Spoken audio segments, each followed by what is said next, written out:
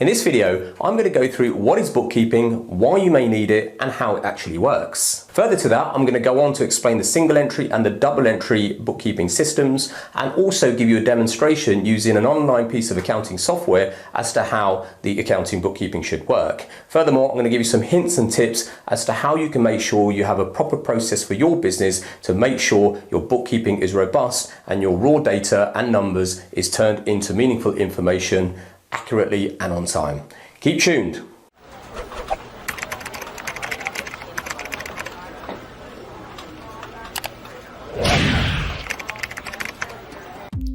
Once you have watched this video, please don't forget to like, write a comment, and subscribe to our channel. Well, the next question is, what exactly is bookkeeping? Now, please allow me to give you a short definition. Bookkeeping can be defined as the activity or process of keeping financial records for the financial affairs of your business. And effectively, there are two methods of bookkeeping. There's a single entry system and there's the double entry system. Now, the single entry system is like a cash book. It's your cash coming in and your cash coming out. It's pretty straightforward, it's simplistic, and it does suit simple businesses. The double entry system is somewhat more complex and technical. It's the most commonly used system, certainly amongst accountants and also accounting software, although a lot of software do have the single entry method too. And the double entry system involves things like debits and credits. Now, you may have heard this before and it may just go over your head, but some of you could be quite familiar with that. And the beauty of a double entry system is there's always an equal and an opposite. For every debit, there must be a credit, and therefore you must have the books balancing. You have something called a trial balance that falls out at the end of the day, and that trial balance must add up to zero. It's a brilliant system to keeping checks and balances. Now, as a business, why would you actually need some bookkeeping done? Well, let me give you 5 good reasons as to why you would actually need bookkeeping. Now, number 1 is the keeping of accurate financial records for your business. Now, this cannot be underestimated and is absolutely crucial. If you're a director or even a sole trader or in a partnership, you have a responsibility to make sure that you have up-to-date and timely records. For the most part, that you actually have the numbers, that you know your numbers and you can make informed decisions off the back of those numbers. Without those numbers, you just don't know where you are and where you're heading. And one thing you must be aware of as a company director is that you do have legal responsibilities. And in a worst case scenario, you can actually be banned or disqualified from being the company director if you don't meet those legal responsibilities. And anyone can report a company director's conduct as being unfit if it includes the following, and that includes not keeping proper company accounts or records, not sending accounts and returns to company's house, and not paying tax owed by the company. That information then follows on in terms of your tax calculations. So in terms of VAT, national insurance, PAYE, and corporation tax if you're in a company, all of these are dependent on accurate and timely records. If there's no accuracy, all these calculations could end up being incorrect. You could be over or under paying tax. And as I touched upon in the last point, your tax deductions. So having accurate records allows you as well as a benefit to make sure you get the right tax deductions, right expense tax deductions. Now, if your books aren't being maintained or if it's not being done properly, you could then, as a director or a business owner, be missing out on vital tax breaks. And if you're in a business that you want to scale, you want to then further get funding for, then having accurate information, financial information is absolutely crucial. Nobody's going to invest in your business, whether it's through debt finance, equity finance or venture capitalism, if you don't have accurate and up-to-date financial information. And number 5 is to quickly identify financial mistakes and duplications. Now, more often than not, this happens accidentally and inadvertently, but when it does happen, and depending on the materiality, it can have quite an impact. And bookkeeping will actually help you and allow you to identify this as soon as possible if it has occurred. And what's more, those sneaky little subscriptions and payments of small amounts that you'd forgotten about or actually shouldn't even be going through your business bank account can easily be picked up and detected, and again, you can do something about them. So what raw records would you actually need to make sure that your bookkeeping is done completely and accurately?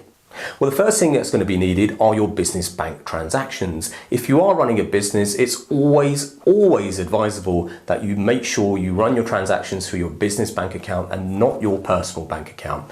If you're running it through your personal bank account, you are then running the risk of opening yourself up to a HMRC audit into your private affairs. And believe me, you do not want that. If you have a business bank commercial card, for example, and you're running your expenses through there, you will need that data too. Any online payments, for example, PayPal or Shopify, you will need that data too.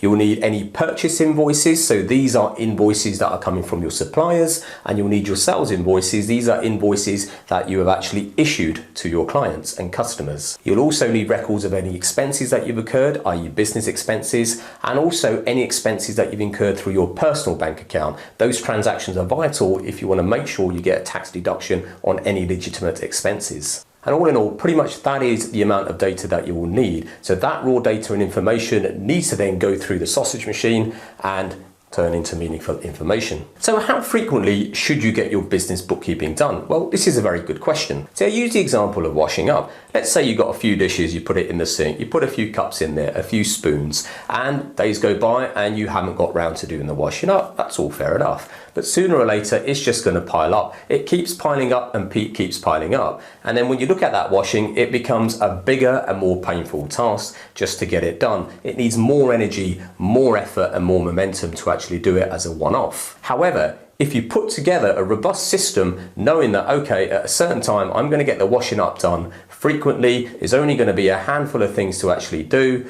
It's going to take me about 6 to 10 minutes. And actually, if I do that on a daily basis or a frequent basis, then you know what? You're going to get your washing up and you're going to keep well on top of that. Now you can get it done as a one-off, but it does become a bit of a bigger job.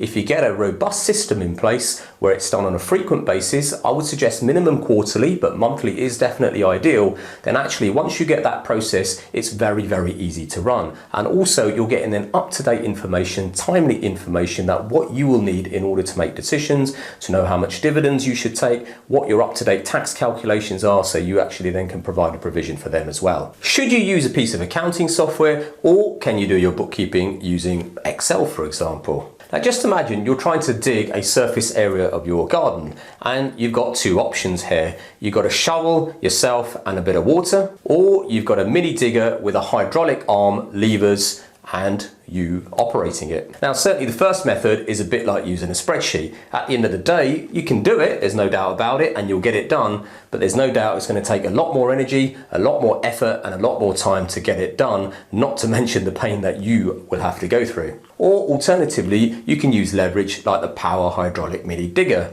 The accounting software will do that for you. It does a lot of the heavy lifting and it does a lot of the checking for you. So therefore the job becomes easier, it becomes quicker, and it becomes less painful. Yes, there is a cost to accounting software, but what you need to really weigh up is the cost benefit analysis of using software as opposed to doing it manually. Now, even if you're using a double entry system for your bookkeeping, you need to decide on what basis it needs to be done. So for example, there's a cash basis and then there's also the accruals basis. Now the cash basis is quite straightforward. It all anchors from your bank account. If something has been paid for or paid out of your bank account, then there's an equal and opposite entry either in your income statement or your balance sheet matches up with the entry in the bank statement. So the accruals basis is when you actually recognize revenue when it's earned or an expense when it's actually incurred. So for example, let's say that you've procured some services to a client and you're giving them 90 days to actually pay. You've done the services, you've raised and written the invoice, and you've sent it to your client. So at that point of raising the invoice and sending it to your client, you can actually then book the revenue to your income statement, and there'll be an equal and opposite entry in your balance sheet which won't be through the business bank account because the money has not yet been received.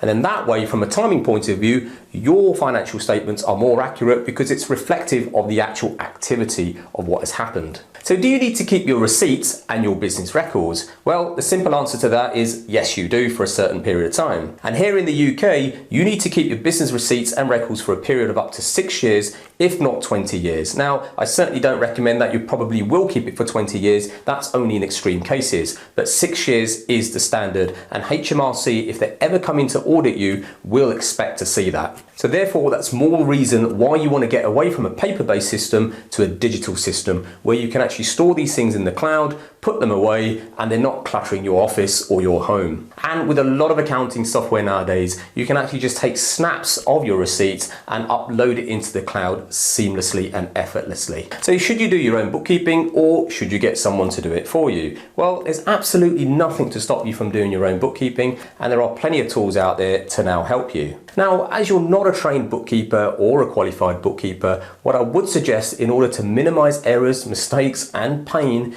is to go out and actually watch and learn from a tutorial from one of the major accounting software providers, whether it be XERO, QuickBooks, ClearBooks, or anyone else, and learn how to do it first. That way, at least you've got a decent platform in order to go ahead and do the bookkeeping. Also, you need to bear in mind that bookkeeping can be time consuming. It can take you away from doing the thing that you should be doing, and that's running your business and earning revenue from your business, and also eating into your free and leisure time for you to spend for yourself and your family. Alternatively, if you do engage with a bookkeeping service, as I mentioned earlier, it can be as little as £15 per month, and actually once you get it systemized, it's so much more easier for you, and it will save you a lot of hassle and pain. We offer a comprehensive bookkeeping service by qualified bookkeepers, and here in just 1 minute is how it works. So we're going to use XERO accounting software for this particular demonstration. However, if you're on QuickBooks, ClearBooks, or other pieces of accounting software on the market, the principle is pretty much the same.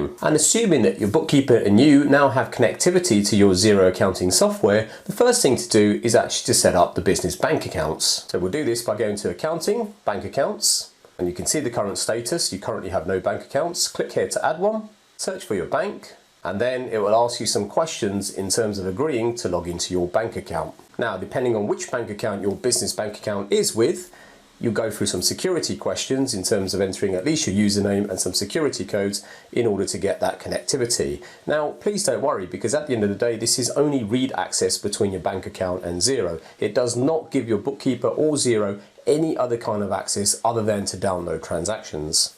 Once your business bank account has been connected to XERO on a read-only basis, then you can see here on the screen that it will come up on XERO, and it will show that there's a certain amount of items that need reconciling. And that way you know the bank transactions have actually been downloaded. In this particular view, you can see the individual transactions, and on the right hand side you can see now the who, the why, the what, and it's all ready for your bookkeeper to start doing the booking. In this particular view, you can see each and every transaction neatly listed down, and on the far right hand side, the status which shows unreconciled and therefore ready for your bookkeeper to book the transactions. Now, if you are running on an accounting piece of software, one of the things you'll need to do is raise your own sales invoices through the software itself. That's the best way. It's relatively straightforward in any piece of software. Here we're going to raise one to ABC Limited, references services July 20. We'll put the issue and the due date. We add the item description, quantity, the price, the amount, and if you are VAT registered, then it will automatically add in the 20% of VAT, or if it is lower than 20%, whatever the appropriate rate will be. Once that's done, you can click on complete. Then it's formed into an email ready to be sent to your client. The great thing about this system is it automatically books the sales invoice to the system, credit revenue, debit debtors. The next step would be to give you access to HubDoc, which is a data document management system. And this system pretty much eliminates paper trails. What it allows you to do is if you get purchase invoices from suppliers, such as this on screen, then what you can do is you can just forward it straight to hubdoc.admin, press send, and that particular purchase invoice will end up in your HubDoc portal. That way your bookkeeper can then pick it up and actually do the bookkeeping on time and very, very accurately. And with HubDoc, you can actually upload documents directly to the portal. You can download the app to your phone, take a picture of your receipt, and it uploads it automatically to your HubDoc portal. As always, I really hope you found this video empowering, useful, and gives you the ability to make informed decisions. So until the next video, I'm going to wish you a very, very good day ahead.